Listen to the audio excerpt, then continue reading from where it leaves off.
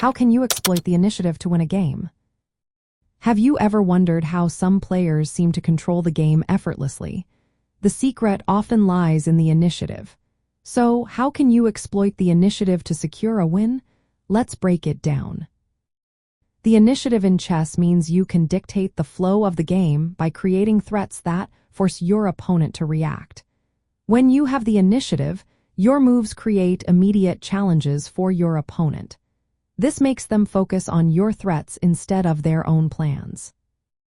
To effectively exploit the initiative, start by maintaining momentum. Avoid making passive moves. Instead, keep generating new threats that keep your opponent on their toes. For instance, if you win material, immediately target weak squares or launch an attack on the king side. Next, prioritize the activity of your pieces. Position them aggressively to control key squares or lines. Active rooks on open files or bishops targeting weak pawns can significantly increase the pressure on your opponent. It is also essential to identify and target weaknesses in your opponent's position. Look for isolated pawns, backward pawns, or an exposed king. These are prime targets that you can attack to exploit your initiative further. Combining threats is another effective method. Use tactical ideas like forks, pins, or discovered attacks to create multiple threats at once. This can overwhelm your opponent and make it difficult for them to defend effectively. As you gain the initiative, think about transitioning to an endgame. Convert your temporary advantage into a lasting one.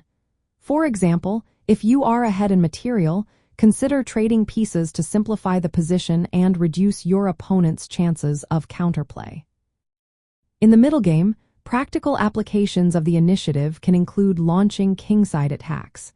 Use pawn storms or piece sacrifices to open lines against an uncastled king. Control of the center is also vital. Dominating central squares restricts your opponent's piece mobility and sets up future attacks. Prophylaxis is another important concept. Anticipate your opponent's counterplay before it happens.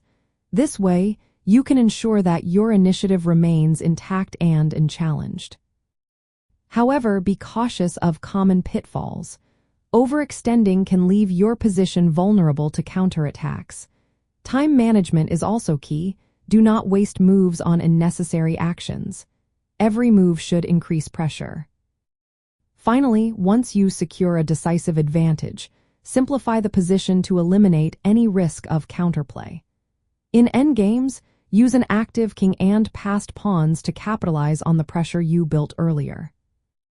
By systematically increasing threats, neutralizing counterplay, and transitioning advantages into manageable positions, you can turn the initiative into a direct path to victory.